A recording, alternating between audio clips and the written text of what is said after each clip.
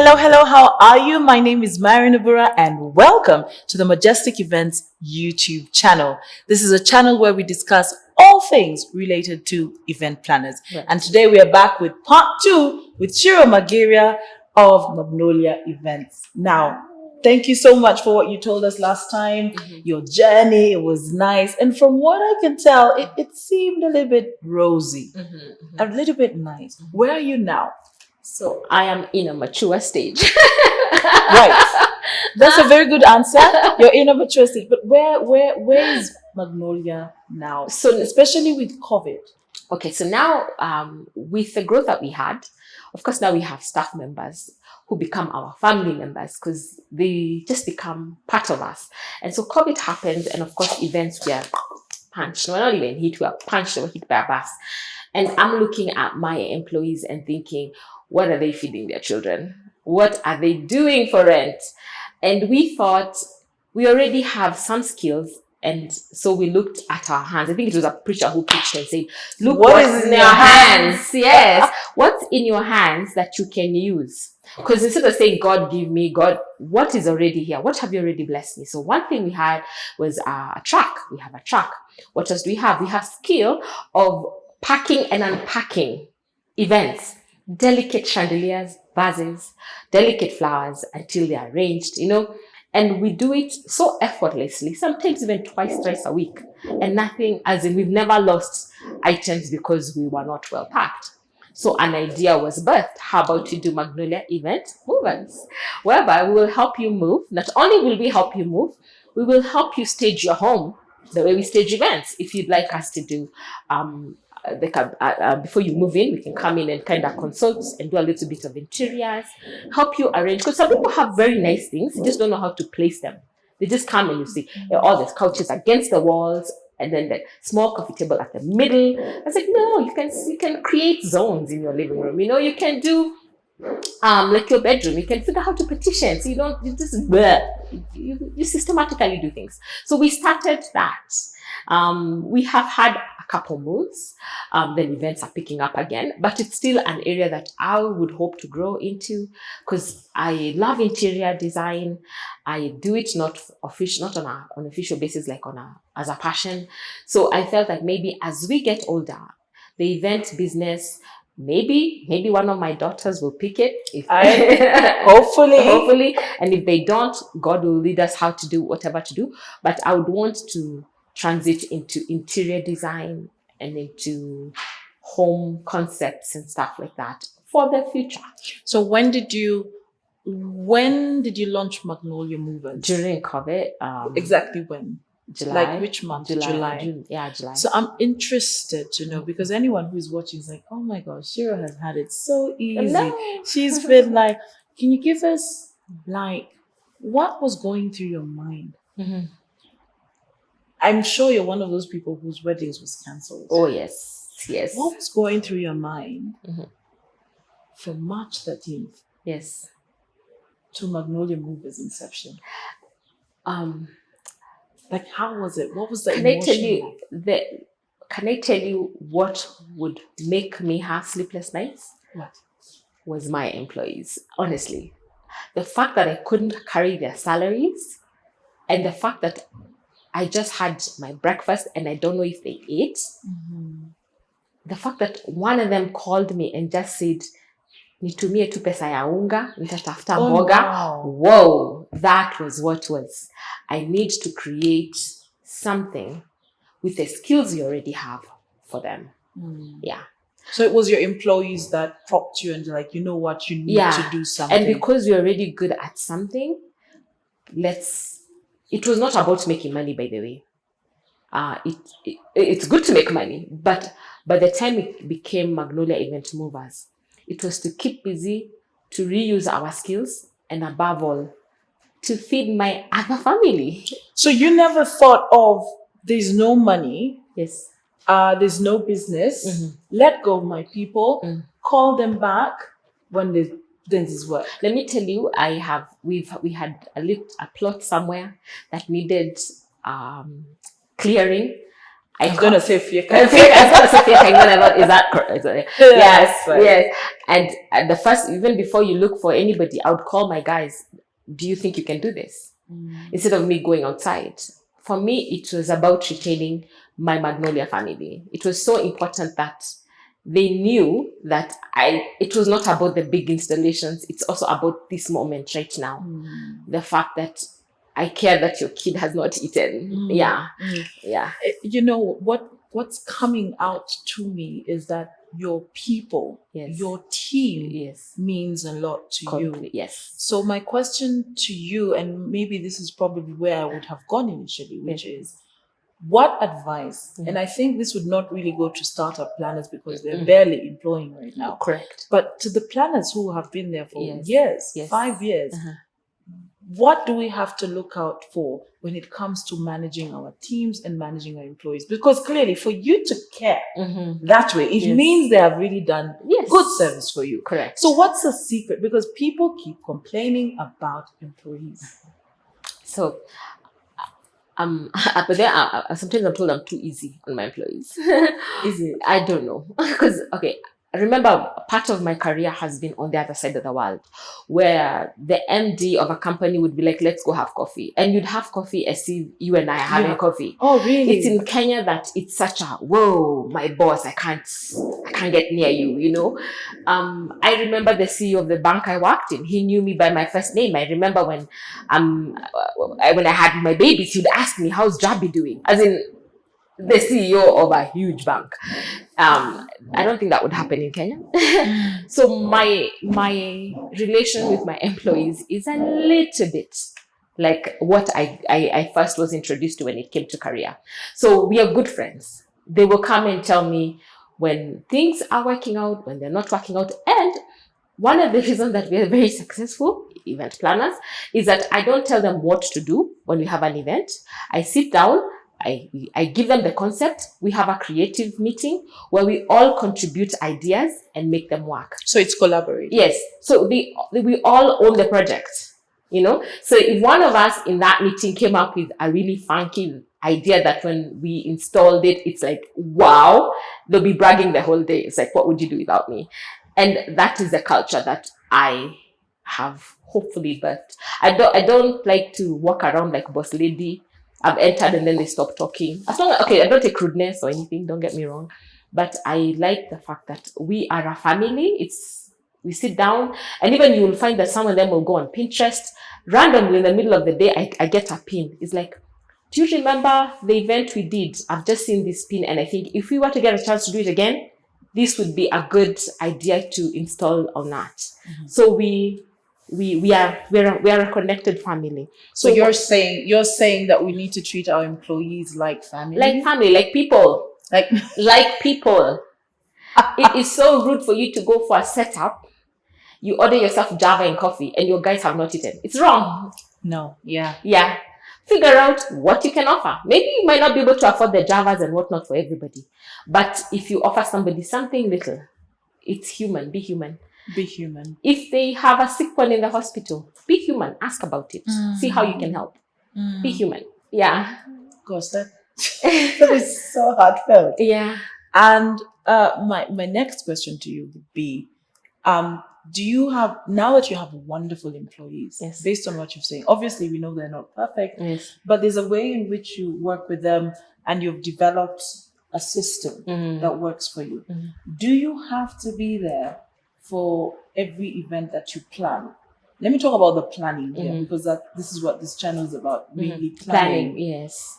Do you have to be there? And if the answer is no, what do you have to do in order to make sure that you're not there? So now, I'll answer in two ways. One way is the fact that sometimes people hire Magnolia, they hire Shiru. I don't know if that makes sense. So sometimes when I'm not present, the client feels like the job was not done. So sometimes I show up because of the client. But should I fail off the face of the earth, my team can run the show by themselves. Because remember, we do a lot of background. We sit down, we have creative meetings, planning meetings on each and every project, what is supposed to be done. And then there's standard ways that we do things that is a sure proof that if, and backup systems, if this went wrong this year. So I don't have to be there. as I'm saying, God forbid, if I fell sick on an event day, nothing would go wrong. But sometimes me not showing, the client would feel You haven't done. Yeah, Shiru couldn't even come. Yeah. So I don't know how to now phase that off completely. But no, I can actually, as we're speaking, there's work going on. Great. Yes, there's work going on. I think for me that's the struggle. I've heard after working at the showcase, I think we did it in 2017. And then we did the most recent one last year. Yes. And I think we came up, we were so many, we were like over 30 people. Yes. A lot of us were planners there. And if you can remember, a lot of people clients always want to see us. They always want to see us. They always want to see us. Yeah. So I was just like, but you cannot attend you can't do every wedding. You can't plan every wedding. So that's why this series was born. Like we have to find a way of how to make our business work-life balance even. Because if you have like 3-4 events in a week, it will burn you as a person. So one other thing that I do that I find is never showing up for meetings alone. So there's always one of my managers is there, so that once the client looks like Marion and Shiru, even if Marion calls or Shiru calls, the story is still rolling. Because maybe prior I would show up alone, then later introduce as you go, and then you realize we just might as well go as a team. Yes, see everybody, understand everybody, and even see their abilities. So you will even find that sometimes when clients email, I don't necessarily respond. I let my team do it so that the client is comfortable with them or myself running with the project. So you see, it's still tied around your team. It's tied around your employees, where if you are open with them and you collaborate with them, I believe that you can achieve a lot more. Correct. Which is what you're saying, because if you started in 2011, was it 2012? 2011. 2012 then. Yes, and it's 2020. You've taken less time to get to where you've even gone above some of us in the industry. And so I think it's your love and your passion for working in good teams. Correct. Do you ever think, because clearly weddings is yours, and Chico's like, I am not doing weddings. She was like, I can't even dare. Yes. Do you think you'll ever stop? I am so passionate about weddings, marriage, happily ever after. That is so close to my heart. As in, there's a disclosure when I'm planning my couple's weddings. I'm like, you best not ever divorce. I can't put this to work. As in, I will personally come and pinch your ears. So there's more to it than just the wedding. Yes. You're interested in the marriage, and of course you're married. So. Yes. So it's so for me, even if age does not allow me to continue, I will possibly hand it over. I will see for what other areas we can be creative. I wouldn't mind. Sometimes I don't know if I want to. I don't know if my daughters would want to, and I don't want to force them. Correct. Thank you. But even if they don't do it, but they're able to manage it, be directors, and it runs itself, that would be good. Awesome. Yeah. So would I be right to say, have you reached the significant stage where Chuck Blakeman says significance is where you have management in place, where you have managers for every department? So you have your florist, your decor. Do you have that right now? Yes, I do. Yeah. Actually, we 2 weeks ago, my cousin was getting married. Now, I love family, but sometimes it's not good to do family. So one of my peer in the industry ran with that project for me, Splendid. So I had to be in Nairobi as an event was going on in Nakuru. I just rocked up the day of the event and everything was placed. One-on-one with the client. How do you feel? Happy. It was a traditional wedding. And I have to say that has helped us close the wedding. So that's because I think I know who that wedding is. Amen. That's awesome. Yeah, so that's good. So it shows that they were able to do it. By the time I rocked up, my florist had done his job, my decor team, my managers on site managing the client and making sure everything is good, taking care of my staff, making sure that they're in a good and clean hotel, not just a motel, a nice I think that's what I'm taking from this interview. Yeah. The way you treat your people is very important. They'll love you back if you love them. Making sure that they find a nice, homey restaurant. They'll go eat their 3 meals a day. And then little things like when you're on site, water for them to drink. snacks, like the bananas on the road. Get a stack of bananas that they can go and have a banana. Nice. As in, just love them. You're such a mother. I'm not. Because I'm my older men. I can't use my kids, but they're my family. It's my family. They are my family. Yeah. I mean that's really impressive.